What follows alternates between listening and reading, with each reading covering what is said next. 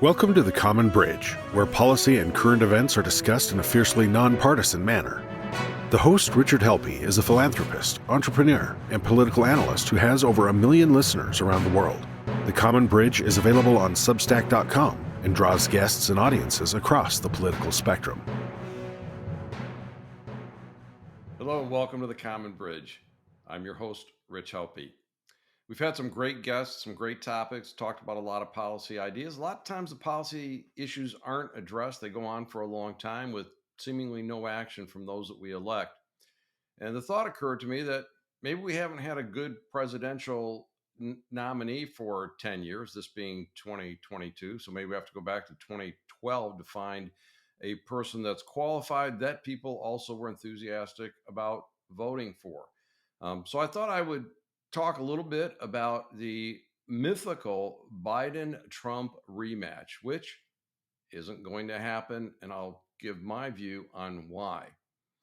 So welcome to The Common Bridge for a wee bit of political analysis from me, your host, Rich Helppie, without a guest today. Common Bridge, of course, is available at Substack.com. Please go to Substack.com, enter The Common Bridge in your search engine. Of course, you'll find us on all podcast outlets, especially Apple, Amazon, Buzzsprout, Spotify, iHeartRadio, and elsewhere, on YouTubeTV, and of course, on your Radio Garden app, Mission Control Radio. So apparently the established pundit class is running out of political material. I say this because there's been a lot of press about a 2024 presidential rematch of Donald Trump for the Republicans and Joe Biden for the Democrats. A Biden-Trump rematch, in my opinion, is not going to happen. Now, I get that the speculation is a source of revenue for various media outlets. I understand it's a distraction for others. And, probably speculation about such a rematch is a fundraiser for both parties. But I don't think we'll see either Joe Biden or Donald Trump on the 2024 ballot. First reason is this, it's just demographics. The 2024 voters will be aligned differently than the 2020 voters. If either major party tries to run the same playbook in 2024 that they did in earlier wins, they're going to get wiped out. But more importantly is the foundational issue. And the foundational issue is this. The two major parties continue to get more dysfunctional. At the presidential level, we have one party with a candidate they know is too weak to run again, and the other party is a candidate they just want to go away without actually having to make an effort to send him packing. Now, on the Democrat side, and this I include their supporting media, their claims, pretty loud, you've heard it every other place, the country cannot sustain more Donald Trump. But the only reason that Donald Trump became president in the first place was because the Democrats shut down the person who would have beaten Trump, that being Bernie Sanders, and nominated a terrible candidate that ran an arrogant and frankly awful campaign. And I've talked about that before. What really puzzles me, though, is that the Democrats tried so hard to get rid of Donald Trump by what I'll call extracurricular means, and the results just kept Mr. Trump's chances alive. Why not just let the guy's behavior drag him down? The Democrats kept pumping life into him, from the far-fetched Russian claim to the endless "he's cornered now" stories. Donald Trump's behavior in office, his preemptive disparaging of the election, his disgusting inability to be gracious to his successor, is a chapter the country needs to see in the rearview mirror. What are the Democrats afraid of? Why do they want to make sure Donald Trump cannot run? It seems a dream matchup would be the Republicans nominating Donald Trump. Why would they fear him? They beat him with a very aged guy operating mostly from his basement. Unless they think their performance since 2020 would not warrant reelection. And I'm just kidding here, or they didn't think they actually beat him. Again, I'm not even going to suggest that. But it'd be like, yeah, let's run against that guy again. While Democrats, again, they supposedly fear and loathe Donald Trump, um, they want to have voters of their party vote against other candidates and for Trump-backed candidates in primaries, as they because their strategy is turn the contest into a vote blue no matter who. Again, a strategy that basically excuses them from doing any kind of actual governing. Okay, so just in other words, ignore how we've governed and just pick your team. So, shouldn't that make it a layup for the grand old party? Well, here's the Republican side of this. They're supporting media claim Joe Biden is too old, too weak to do a full campaign or the job as president.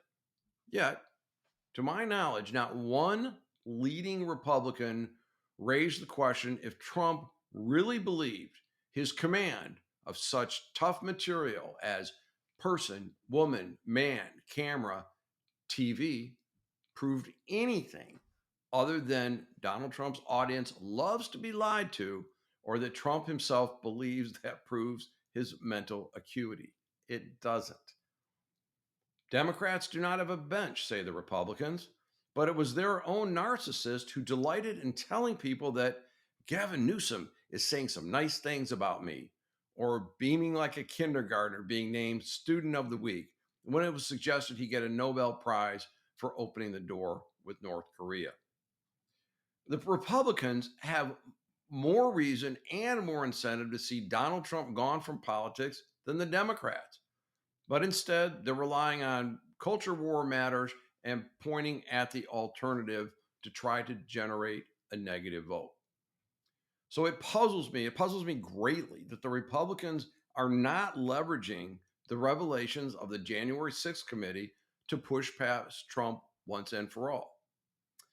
And I don't know if this is an exact law or just a rule, but apparently can't do any kind of political analysis without speaking about the January 6th hearings. And I'll try to do that here as briefly as I can. So, first of all, it's a well orchestrated media event. I think it really punctuates that the Democrats need the foil of a Donald Trump. That's their thing. That's who they got to go after. But not only them, the struggling cable news networks, as they like to call themselves, well, frankly, they love it. MSNBC viewers were up 26% from May to June. But look, they're just playing to the faithful. It's kind of like NHL fans tuning in to the Stanley Cup finals in the summer while 30 other cities are largely tuned out. Yeah, people kind of know what's going on, but they're not paying that much attention. So, what do we get from the established media? The soothing refrain of defending our democracy. Now, this is a catchphrase that apparently must be repeated about every 90 seconds or so. At the same time, ignoring the years long nonsense of relentless prosecutions of Donald Trump and all those near him, and walking away from the Democrats' own big tech censorship that they enabled and their fictitious voter suppression stories. Okay, I will say it's been entertaining. And until one compromised so called legal analyst was paid or bribed or threatened to make a case for a manslaughter charge against the ex president, the funniest bit for me was the story that, quote, Trump defrauded banks and insurance companies, close quote. That was a mantra, along with the similar mantra Trump undervalued his real estate holdings to avoid taxes. This was fed to millions as some big crime, millions who didn't know that banks and insurance companies have valuation teams and that municipalities have assessors, or maybe to the few people who would actually sell their own home for the figure on their tax bill. In any case, despite the entertaining nature of all this, there are only four possible outcomes remaining. They are this: that Donald Trump's indicted, Donald Trump's not indicted, Donald Trump's convicted, Donald Trump's not convicted. That's where we stand at this point. And of course, there are millions who passionately do not want to see Mr. Trump imprisoned.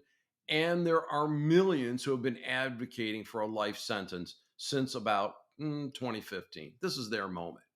Those that see the former president as a sympathetic figure, and there's still a lot of them, believe a trial or trials will see public opinion pivot after a defense is offered. I don't really want to see that, but if there's an indictment, we're going to. And there's millions of others who believe that he must be guilty of something, given all of the accusations to date. So here's the serious question: which group is more likely to accept an outcome they don't like? In case anyone needs reminding, there were riots in the past two presidential inauguration periods. The country was torn apart by orchestrated civil disturbances, and both losing candidates in the two most recent presidential elections thought and expressed that the election was stolen from them, and granted, one more ardently than the other. As I've said often in my speaking and in my writing, I want justice and some assurance that we won't ever see this type of behavior from the White House again, or anything even close to it. And all people that are found guilty are punished to the extent of the law.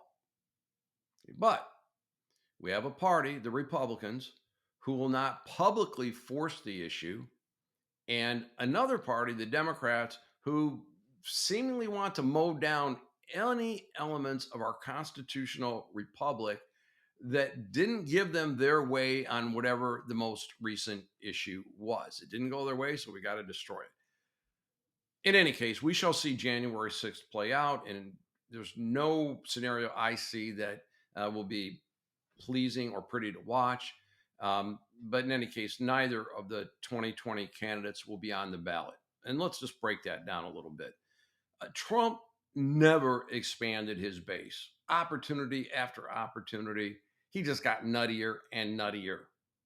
Okay. This is the guy who thought that the COVID briefings were a reality show starring himself, a guy who wants to rule by "you're fired." And if you believe some of the more recent allegations, trying to put that into law or into practice. Democrats have provided a broad attack service, both culturally and economically. But Donald Trump is the worst person to actually make that case. Imagine, if you will, Donald Trump arguing that the Democrats don't respect women due to the language gyrations that the Democrats have done. Democrats were smart enough to not renominate their last losing presidential candidate. I wonder if the Republicans are that smart. And how dumb would the Republicans need to be to nominate